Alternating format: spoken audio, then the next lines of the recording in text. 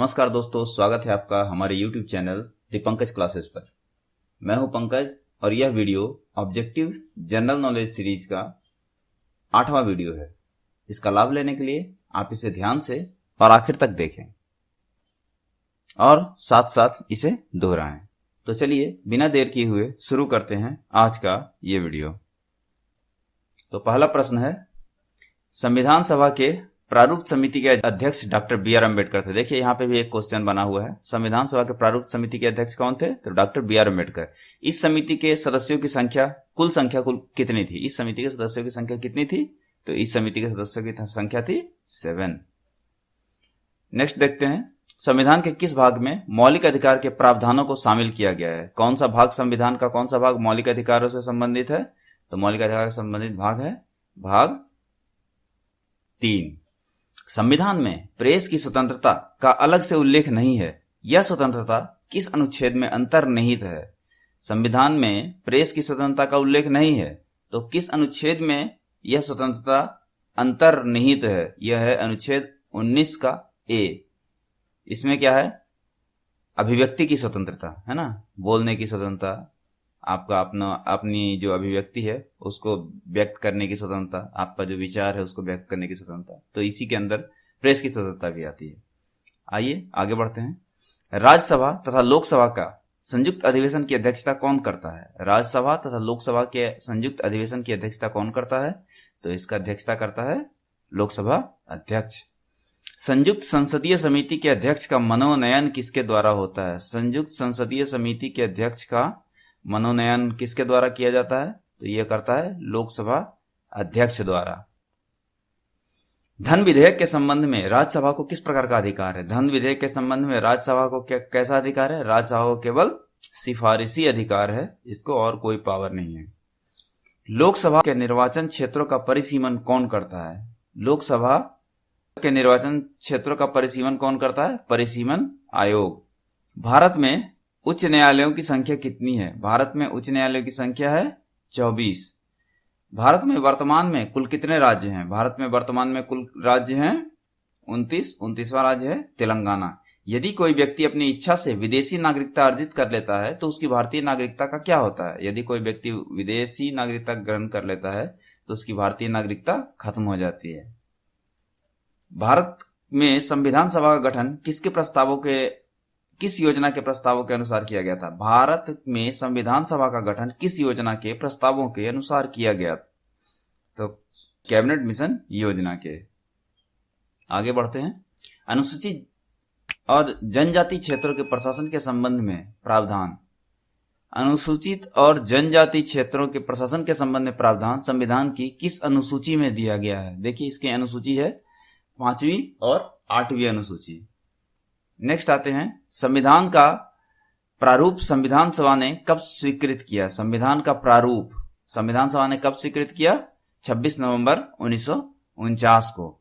सर्वप्रथम किस अधिनियम के द्वारा भारत के प्रांतों में आंशिक उत्तरदायी शासन की स्थापना की गई थी? यहाँ पे देखिए सर्वप्रथम कौन सा अधिनियम था जिसके द्वारा भारत के प्रांतों में आंशिक उत्तरदायी शासन की स्थापना की गई थी? तो इसका आंसर है 1919 के भारत शासन अधिनियम द्वारा। भारत के शासनाध्यक्ष का संबोधन किसके लिए किया जाता है? भारत के शासनाध्यक्ष का संबोधन भारत के प्रधानमंत्री के लिए किया जाता है। संविधान के किस भाग को भारत का मैग्ना कार्टा कहा जाता है? Magna carta of Indian constitution, ये कहा जाता है भाग 3 को, जिसमें क्या है? अपने मूल अधिकार हैं। संविधान परिषदों में सर्वप्रथम किस अधिनियम के अंतर्गत भारतीयों को प्रतिनिधित्व दिया गया था? विधान परिषदों में सर्वप्रथम किस अधिनियम के अंतर्गत भारतीयों को प्रतिनिधित्व दिया गया था? यह अंग्रेजी राज की बात है, यह है 1909 के अधिनियम के अंतर्गत।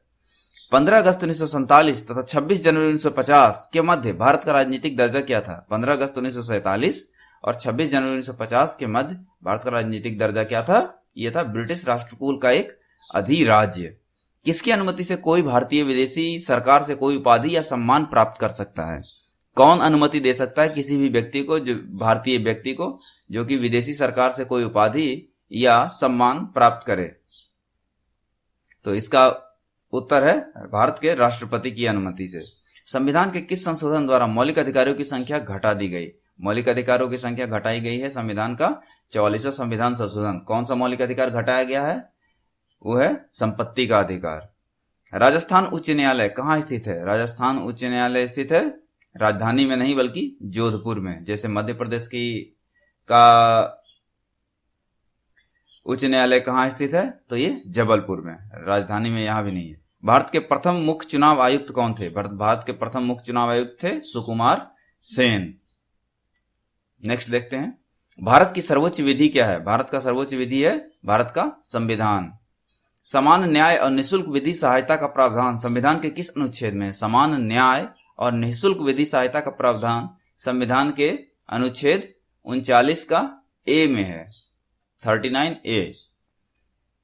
भारतीय संविधान की संघ और राज्यों के बीच शक्ति विभाजन की विधि किस देश संघ की प्रेरणा पर आधारित है? भारतीय संविधान की संघ और राज्यों के बीच शक्ति विभाजन की विधि किस देश के संविधान की प्रेरणा पर आधारित है? तो यह है कनाडा संसद के प्रेरणा पर। अधिवेशन प्रारंभ होने के कितने दिन पश्चात अध्यादेश अप्रभावी होता है यदि इसी बीच संसद एक प्रस्ताव द्वारा उस पर अपनी स्वीकृति न दे दे? अधिवेशन प्रारंभ होने के कितने दिन पश्चात अध्यादेश, कोई अध्यादेश जब बनता है, संसद का सत्र नहीं चल रहा होता है तो जब संसद का सत्र चालू हो जाए तो संसद जब तक उस प्रस्ताव पर स्वीकृति न दे दे तो कितने दिन तक यह अध्यादेश प्रभावी रहता है और उसके बाद अप्रभावी हो जाता है? तो इसका है 6 सप्ताह। भारतीय संविधान का कौन सा अनुच्छेद राज्य सरकारों को ग्राम पंचायतों को संगठित करने का निर्देश देता है? भारतीय संविधान का कौन सा अनुच्छेद है जो कि राज्य सरकार को ग्राम पंचायत को संगठित करने का निर्देश देता है? तो इसका है अनुच्छेद 40। भारतीयों को सत्ता के हस्तांतरण का सर्वप्रथम उल्लेख कब किया गया? भारतीयों को सत्ता के हस्तांतरण का सर्वप्रथम उल्लेख किया गया क्रिप्स प्रस्ताव 1942 ईस्वी में। भावनगर में किस ऊर्जा के उत्पादन की सर्वाधिक संभावना है? भावनगर में कौन ऊर्जा सबसे अधिक किया जाता है? यहां है ज्वारीय ऊर्जा।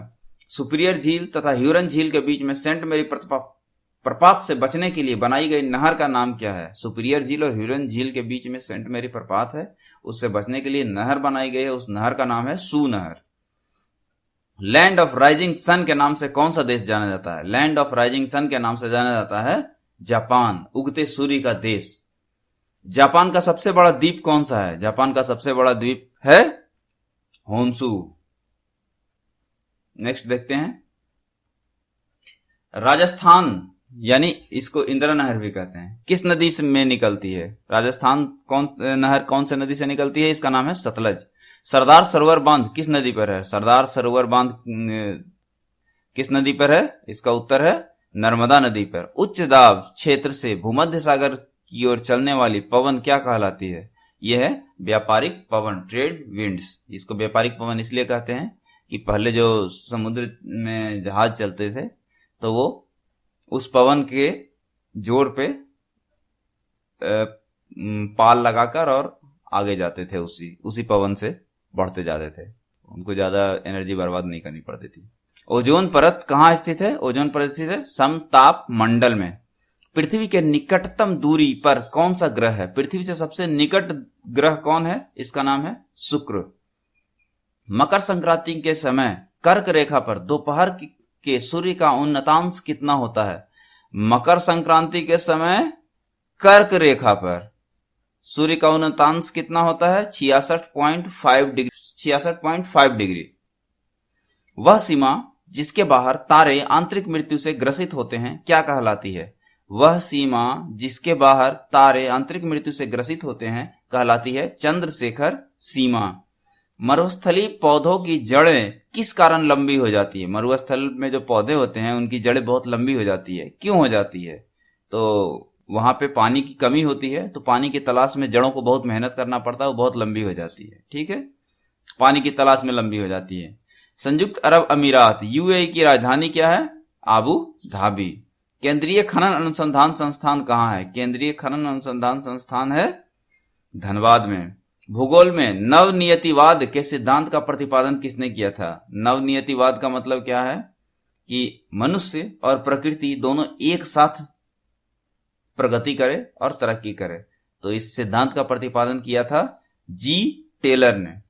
आगे बढ़ते हैं, नागार्जुन सागर परियोजना भारत के किस नगर में है, किस राज्य में है, सॉरी, नागार्जुन सागर परियोजना भारत के किस राज्य में है? तो ये राज्य है आंध्र प्रदेश। सवाना घास के मैदान कहाँ पाए जाते हैं? सवाना पाए जाते हैं अफ्रीका में। किस तिथि को सूर्य मकर रेखा पर होता है जिससे दक्षिणी गोलार्ध में सबसे बड़ा दिन और उत्तरी गोलार्ध में सबसे बड़ी रात होती है? मकर रेखा नीचे दक्षिणी गोलार्ध में है तो वहां पे सबसे बड़ा दिन होगा और उत्तरी गोलार्ध में सबसे बड़ी रात होगा, तो ये होगा दिसंबर 22 दिसंबर। तंबाकू का सर्वाधिक उत्पादन भारत के किस राज्य में होता है? तंबाकू का सर्वाधिक उत्पादन भारत के आंध्र प्रदेश में की होता है। भारत का द्वीपों सहित समुद्री सीमा की कुल लंबाई कितनी है? द्वीपों सहित समुद्री सीमा की लंबाई कितनी है? तो यह है 7516.5 किलोमीटर। भारत के कुल भूभाग का कितना भाग पर्वतीय है? मतलब भारत का कुल भूभाग है उसका कितना % पर्वतीय भूभाग है? तो यह है 11%। दक्षिणी ध्रुव पर जाने वाला विश्व का प्रथम व्यक्ति कौन था? दक्षिणी ध्रुव पर जाने वाला प्रथम व्यक्ति था एमंडसेन, नॉर्वे का था। और उत्तरी ध्रुव पर जाने वाला प्रथम व्यक्ति कौन था? उत्तरी ध्रुव पर जाने वाला प्रथम व्यक्ति था रॉबर्ट पियरी। ठीक है, आगे बढ़ते हैं। विश्व में सबसे अधिक ऊंचाई पर स्थित उस ज्वालामुखी का नाम क्या है जिसकी ऊंचाई 6960 मीटर है? ज्वालामुखी का नाम है एकांकागुआ। आगे बढ़ते हैं। ग्रीनलैंड तथा अमेरिका के मध्य बहने वाली ठंडी जलधारा को क्या कहते हैं? ग्रीनलैंड तथा अमेरिका के मध्य बहने वाली ठंडी जलधारा को कहते हैं कोल्ड वाल। घना, बगरिया तथा सकरिया लोक नृत्य किस राज्य के प्रमुख लोक नृत्य हैं? घाना, बगरिया तथा सकरिया लोक नृत्य किस राज्य के प्रमुख लोक नृत्य है? राजस्थान के। लैंड ऑफ गोल्डन फ्लीस किसे कहते हैं? लैंड ऑफ गोल्डन फ्लीस कहते हैं ऑस्ट्रेलिया को। विश्व की सबसे गहरी गुफा एटेयाकानांडा पापुआ न्यूगिनी में है, इसकी लंबाई कितनी है? विश्व की सबसे गहरी गुफा है, इसका नाम क्या है? एटेयाकानांडा। ये भी एक क्वेश्चन हो गया, विश्व की सबसे गहरी गुफा कौन है और कहां है? ये देखिए पापुआ न्यूगिनी में है। लंबाई इसकी कितनी है? 1500 मीटर, यानी 1500 मीटर क्या है उसकी गहराई है। नहर कटिया क्षेत्र किस राज्य में है? नहर कटिया क्षेत्र है असम में। चिहुआ हुआ, जस्ता व चांदी की प्रमुख खाने कहाँ है? ये चिहुआ हुआ खान है, उससे क्या निकलता है? जस्ता और चांदी। ये है कहाँ? ये है मैक्सिको में। कोडरमा किस खनिज का खनन क्षेत्र है? कोडरमा में खनिज निकलता है, कौन सा है वो? उसका नाम है अभ्रक। क्लाइमोग्राफ में प्रदर्शित दशाएं हैं। क्लाइमोग्राफ में क्या प्रदर्शित किया जाता है? ये ग्राफ है, इसमें प्रदर्शित करते हैं क्या क्या करते हैं? तो ये है तापमान और अपेक्षिक आर्द्रता। भारत की राष्ट्रीय आय की गणना की जाती है किसके द्वारा? भारत की राष्ट्रीय आय की गणना की जाती है राष्ट्रीय सांख्यिकी संगठन यानी केंद्रीय सांख्यिकी संगठन के द्वारा। भारत ने योजना आयोग का गठन कब किया था? योजना आयोग का गठन किया था 1950 ईस्वी में।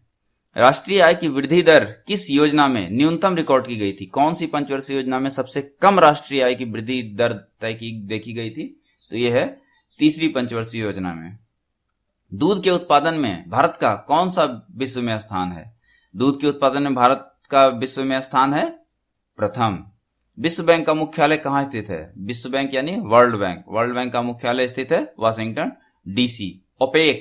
ओपेक का मतलब क्या है? वह organisation of petroleum exporting countries. और ओपेक का मुख्यालय कहाँ स्थित है? वियना ऑस्ट्रिया में। नेक्स्ट आते हैं। भारत में गरीबी हटाओ का नारा किस पंचवर्षीय योजना के द्वारा दिया गया था? गरीबी हटाओ का नारा कौन से पंचवर्षीय योजना में दिया गया था? 5वीं पंचवर्षीय योजना के अंतर्गत। अंतरराष्ट्रीय व्यापार का प्रमुख प्रहरी किसे माना जाता है? अंतरराष्ट्रीय व्यापार का प्रमुख प्रहरी माना जाता है वर्ल्ड ट्रेड ऑर्गेनाइजेशन, विश्व व्यापार संगठन को। नेक्स्ट देखते हैं।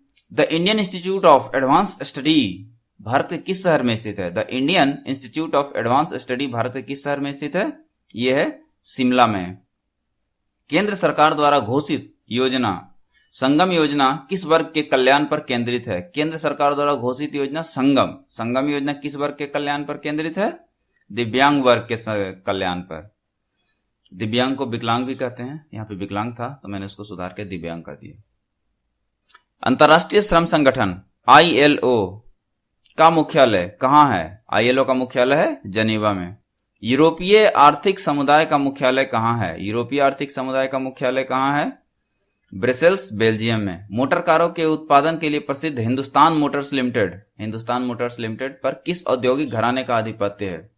इसका है बिड़ला घराने का। हरा सोना किसे कहा जाता है? हरा सोना कहा जाता है चाय को। कंपनी द्वारा लाभांश की घोषणा किस पर की जाती है? कंपनी का जब आप कोई शेयर खरीदेंगे तो उस पर वो लाभांश की घोषणा करता है, तो वो किस चीज पे घोषणा करता है? ये घोषणा किया जाता है अभिदत्त पूंजी पर।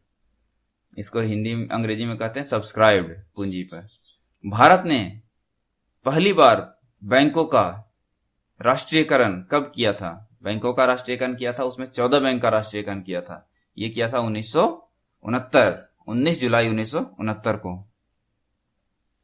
भुगतान संतुलन को किस प्रकार पर परिभाषित किया जाता है? भुगतान संतुलन को परिभाषित किया जाता है जब, देखिए भुगतान संतुलन का परिभाषा देखिए, एक देश का शेष विश्व के साथ एक निश्चित समयावधि के दौरान किए जाने वाले मौद्रिक लेन देन का विवरण भुगतान संतुलन कहा जाता है। जैसे जब कोई एक देश है, मान लीजिए भारत है, वो कितना पैसा का एक्सपोर्ट करता है और कितना पैसा का इंपोर्ट करता है, तो वही मौद्रिक का जो लेन देन हुआ उसमें, तो उसको भुगतान संतुलन कहा जाता है। जनरली ज्यादातर देशों में, चाइना छोड़ के, इंडिया में तो भुगतान संतुलन ये ऋणात्मक है, क्योंकि हम लोग ज्यादा इंपोर्ट करते हैं, एक्सपोर्ट कम करते हैं।